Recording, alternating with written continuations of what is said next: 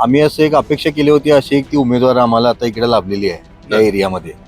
कारण की सुशिक्षित, सगळ्यांची मिळून मिसळून राहणारी आणि महत्वाचं म्हणजे जमिनीवर पाय असलेली अशी एक उमेदवार आम्हाला लाभलेली आहे. म्हणून आम्ही जाधव कुटुंबियांना आधीपासूनच राजकीय वारसा आहे, त्यामुळे त्यांना तो अनुभव इथे उपयोगाला येईल. आणि सृष्टी करत जाधव आणि करण जाधव यांचं काम आता यंग जनरेशनच्या ह्याच्या प्रमाणात चाललेलं आहे. त्यामुळे काय प्रश्न नाही भागात. त्यांचा कुटुंबाचा जरी वारसा असला, तिने आणि तिच्या मिस्टरांनी म्हणजे करण जाधव यांनी स्वतःच एक ठसा वेगळा उमटवलेला आहे. त्यासाठी आम्ही त्यांना इकडे आम्ही पाठिंबा देत आहोत. तुझा भाऊ कधीच मानलेला नाही कामाबाबतीत. जाधव फॅमिलीचा नादच करायला नाही या बाबतीत.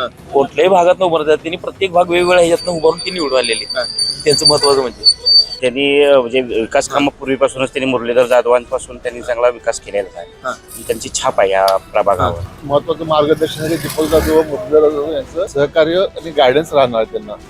त्यामुळे त्यांनी नक्कीच प्रगती करणार. आणि कोणाशीही त्यांचं वैर नसते आणि काय नसते, त्यामुळे ते चांगले आहेत. त्या निवडून याव्यात ही सर्वांची इच्छा. त्यांचं काही प्रश्न नाही, ते काय 100% येणारी सीट आहे आणि गुलाला फिक्सच आहे. नमस्कार, मी ओंकार पोद्दार, के न्यूजमध्ये आपल्या सर्वांचं स्वागत. आपण आता आहोत राजारामपुरीमध्ये, प्रभाग क्रमांक 15 या ठिकाणी नागरिकांना भेटूयात आणि जाणून घ्या की त्यांच्या मनातील नगरसेवक कोण आहे आणि कोणाचा प्रभाव या भागावरती आहे. आपण आज जाणून घेऊया. काय वाटतंय एकंदरीत आपल्या प्रभाग क्रमांक 15 मध्ये प्रभाव कोणाचा दिसून येतो? प्रभाव एकंदरीत आहे तो प्रत्येकी वेगवेगळी मतदारांचा कौल आहे ना, वेगवेगळ्या गटांसाठी आहे. म्हणजे जसं पक्ष बघून पण इथं लोकप्रतिनिधी कोण उभा राहिलेला आहे त्याच्यावरती पण लोकांचं लक्ष आहे विशेष. एकंदरीत असं मिक्स, असं संमित असं प्रतिसाद आहे दोन्ही पक्षांना. जो कोणी राजारामपुरीतले प्रश्न सोडवेल त्यांनाच जनता पाठिंबा देईल. बरं, आता जाधव कुटुंबियांतर्फे सृष्टी जाधव या ठिकाणी उभे आहेत, त्यांच्याबद्दल काय सांगाल? आम्ही असं एक अपेक्षा केली होती, अशी एक ती उमेदवार आम्हाला आता इकडे लाभलेली आहे या एरियामध्ये.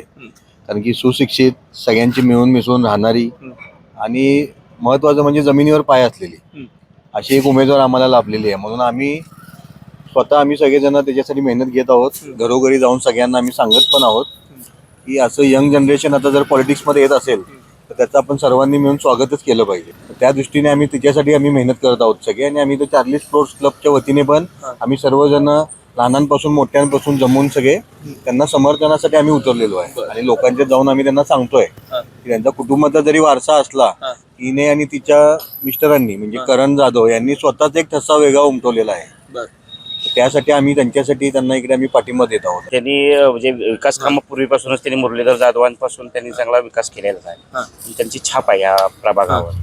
आणि अत्यंत म्हणजे सगळ्यांच्यात मन मिळावू आणि सुखदुःखात सहभागी असतात ते वारंवार. आणि कोणाशीही त्यांचं वैर नसते आणि काय नसते, त्यामुळे ते चांगले आहेत.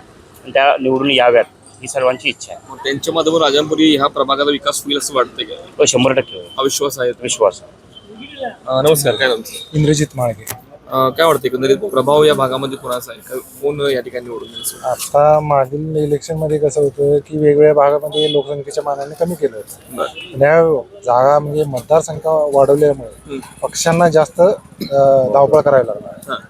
त्यामुळे पक्षाचा आत्ताच्या ह्याच्यामध्ये जो काय प्रभाव पडेल तर पुढच्या वेळी जेव्हा ते कार्य करून हे करतील त्यावेळी कळेल, पण आता सांगता येत नाही. तर आता या ठिकाणी जाधव कुटुंबियांतर्फे सृष्टी जाधव मैदानात आहेत, काय वाटतं? जाधव कुटुंबियांना आधीपासूनच राजकीय वारसा आहे, त्यामुळे त्यांना तो अनुभव इथे उपयोगाला येईल. त्यांचं कार्यकर्तृत्व त्यांना पुढे घेऊन जाईल. हेच शुभेच्छा आहे. आमच्या मंडळातर्फे त्यांना जाहीर पाठिंबा देतो. काय सांगाल एकंदरीत सृष्टी जाधव या ठिकाणी उभे आहेत, त्यांच्याबद्दल काय? काय घरचा पूर्ण वारसा आहे फॅमिलीचा. सासरे दोन्ही त्यांचे महापौर, माजी नगरचे स्टँडिंग चेअरमन तर होते. आणि पूर्ण त्यांच्या भागात पूर्ण विकास कोणतंही काम असून दे सर्वप्रथम ते असतं. सुखदुःख असून दे, कुठलीही अनपेक्षित घटना घडली तर पहिला प्रथम जाधव फॅमिली असते. आणि सृष्टी करत जाधव आणि करण जाधव यांचं काम आता यंग जनरेशनच्या ह्याच्या प्रमाणात चाललेलं आहे. त्यामुळे काय प्रश्न नाही भागात. बरं, या भागाचा विकास त्यांच्या मार्फत होईल असेल? होणार पूर्ण 100% पूर्ण होणार. प्रश्न नसा राजकारण आणि कार्याबद्दल त्यांची आवड आहे. त्यामुळे कामाचे काही हेच नाही, काम काय पूर्ण होणार.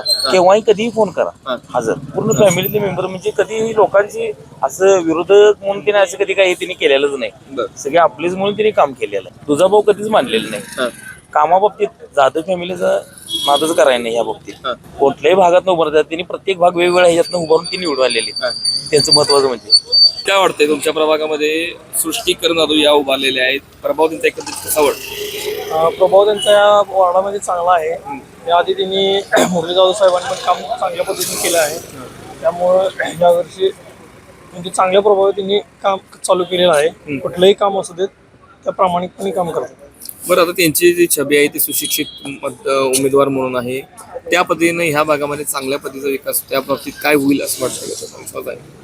आहे ना, ह्याच्या आधी पण त्यांनी काम केलेलं आहे. बरं. त्या पद्धतीने त्यांच्यावर विश्वास ठेवूनच पूर्ण आपली जी वॉर्ड 15 मध्ये आहेत जनता ती त्यांना सहकार्य 100% करते. राजारामपुरीमध्ये पार्किंग समस्या मोठ्या प्रमाणात आहे, ट्रॅफिक समस्या आहे, ते सोडवण्यासाठी प्राधान्य त्यांच्याकडून मिळेल असं वाटतं? हो हो 100% मिळेल.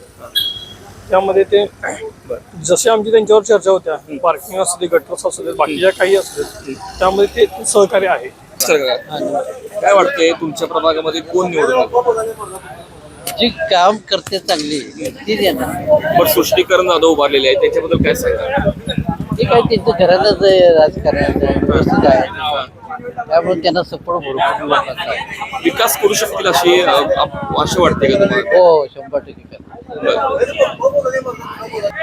काय वाटतंय तुमच्या या राजारामपूर प्रभागामध्ये सृष्टी जाधव उभारलेले आहे त्याच्याबद्दल काय सांगाल? त्यांचं काही प्रश्नच नाही, ते काय 100% येणारी सीट आहे आणि गुलाला फिक्सच आहे. कामं चांगल्या पद्धतीने करू शकतील हा विश्वास आहे. 100%. काय वाटतं राजारामपुरीमध्ये कुठल्या प्रकार समस्या आहेत? काही रस्ते आमच्या धरले तर रस्त्याच्याच समस्या आहेत, बाकीचे काय असं प्रत्यक्षात ते लक्ष देतातच काय, त्यामुळे काय त्यांच्या जाधव परिवार तर म्हणजे त्यांच्याबद्दल काय आम्हाला हेच नाही. काय वाटतं या भागामध्ये कोण चांगल्या पद्धतीने काम करू शकेल? गेले 20-25 वर्ष मुरलीधर जाधव, त्यांचे भाऊ दीपक जाधव महापौर असल्यापासून, स्थायी सभापती असल्यापासून त्यांनी राजापूरची भरपूर विकास कामं केलेली आहेत आणि त्यांच्याकडून अशीच आमची अपेक्षा आहे यापूर्वी पण त्यांनी राजापुरीत प्रगती करावी. सृष्टीकरण जाधव ह्या उभारलेल्या आहेत, काय वाटतंय तुम्हाला की त्या चांगल्या पद्धतीने काम करू शकतील? करू शकणार, कारण त्यांना महत्वाचं मार्गदर्शन आहे दीपक जाधव व मुरलीधर जाधव यांचं सहकार्य आणि गायडन्स राहणार आहे त्यांना. बरं, त्यामुळे त्यांनी नक्कीच प्रगती करणार सर. राजापुरीला काय समस्या आहेत असं मला वाटतं? राजापुरीतलं महत्वाचं मेन समस्या म्हणजे रस्ते. हा रस्ता म्हणजे आता जर बघितलं राजापूर तेरागिरी हा प्रामुख्याने तेरागिरीचा जर रस्ता बघितला तर कमीत कमी 10 ते 15 वर्ष रस्ता झालेला नाही साहेब. बरं, हा रस्ता व्हावा एक आमची नागरिक म्हणून आमची इच्छा आहे. त्याचप्रमाणे क्रीडा संकुल नाही आहेत, कॉर्पोरेशन जिम चांगले नाही आहेत आपले, कारण की आपण प्रत्येकजण 500 रुपये 1000 रुपये फीवरून जिमला जाऊ शकत नाही. कॉर्पोरेशनच्या जिम वगैरे चांगल्या झाल्या तर एक सुविधा चांगल्या झाल्या तर तरुण पोरांसाठी जे व्यसनापासून दूर राहून जिम चालू करून सुधारू शकतील असं वाटतं. तुमची अपेक्षा आहे? त्या सगळ्या सोडवल्या जातील असं वाटतं, एक विश्वास आहे का? 100% विश्वास आहे.